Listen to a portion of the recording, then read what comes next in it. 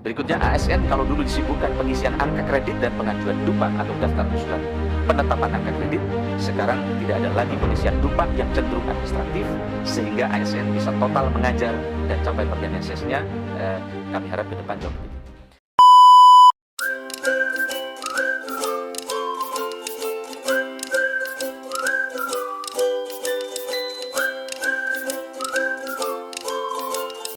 Orkestrasi program nasional ini diorkestrasi oleh 4 Menko. Jadi kalau 4 Menko ini bergerak, ini percapaiannya akan cepat. Dan kami sangat senang karena 4 Menko ini bergerak cepat atas saran Bapak Presiden, sehingga penanganan program nasional secara terpadu melalui peningkatan akurasi dan akuntabilitas dalam penyelenggaraan program lintas sektor ini bisa jalan. Bapak sekalian, berikutnya terkait dengan penyederhanaan jabatan untuk birokrasi yang lincah. Kemarin kita agak repot sekali karena jabatan pelaksana kita begitu banyak sehingga ini sangat berat untuk bergerak cepat. Maka dari 3.414 klasifikasi kami telah rombak tinggal menjadi 3 klasifikasi saja.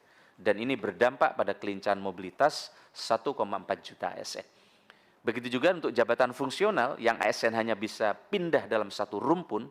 Kalau dulu hanya jadi arsiparis, dia sampai pensiun di arsiparis, sekarang mereka sudah bisa digerakkan sesuai dengan potensi mereka. Sehingga ASN bisa pindah lintas rumpun, sehingga birokrasi jauh lebih lincah, dan ini berdampak kepada 2,1 juta ASN.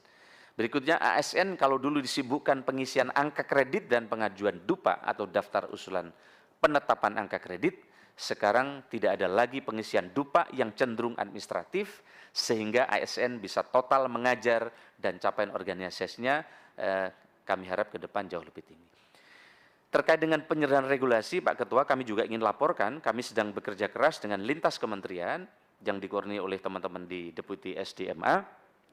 Saat ini ada lebih dari 1.000 regulasi yang over-regulated, tetapi belum bisa mendorong ASN menjadi profesional dan berkelas dunia.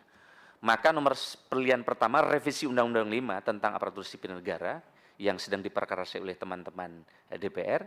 Yang kedua adalah perumusan PP manajemen pegawai ASN yang ini akan mencabut seluruhnya dari 307 peraturan, mencabut sebagian dari 16 peraturan, dan ini prakarsa Kemenpan RB yang sekarang sedang dibahas, termasuk nanti akan mencabut 11 PP, 295 Kepres, Perpres, dan 1 Kepres. Nah, sekalian yang berikutnya adalah 4 ekosistem pelayanan terintegrasi yang ini terus menjadi fokus kami, yaitu mall pelayanan publik, yang direct service, pelayanan langsung orang datang ke mall pelayanan publik. Yang berikutnya ada electronic service yang sekarang sudah dikembangkan, yaitu MPP digital. Beberapa daerah telah cukup progresif untuk menuju ke tempat ini. Yang berikutnya adalah self-service, pelayanan mandiri. Yang berikutnya adalah mobile service, pelayanan langsung yang keliling ke berbagai tempat. Nah, MPP digital ini, Bapak sekalian, targetnya Mei ini akan jalan untuk di sedikitnya 20 kabupaten kota dan menuju ke 100 kota. Yang sekarang ini terus dilakukan replikasi dari dari Smart Kampung yang di Banyuwangi bersama dengan Telkom, Mandiri, LNSW, dan juga Peruri. Di mana MPP digital ini merupakan pelayanan publik berbasis elektronik pemerintah daerah yang terintegrasi dalam satu aplikasi. Yang fitur-fitur utamanya sekarang Pak Ketua adalah terkait dengan pengajuan permohonan layanan, tracking layanan, riwayat layanan, pengaduan layanan, profil pengguna, dan notifikasi. Nah, sekarang ini Pak Ketua, di berbagai daerah sekarang penduduk sedang melakukan face recognition sekali saja, sehingga begitu melakukan face recognition, data mereka sudah ada di data digital, mereka tidak perlu lagi berulang untuk pengisian data karena data mereka telah direkam. Sehingga dengan demikian targetnya, kalau sebelumnya masyarakat mengisi data berulang-ulang, targetnya ke depan masyarakat hanya cukup sekali input data saja. Karena sudah pakai face recognition, maka data mereka keluar. Sehingga kalau dia datang ke rumah sakit, secara bertahap, tidak harus mengisi banyak aplikasi, cukup dengan menggunakan ID yang mereka miliki, data-data itu akan keluar.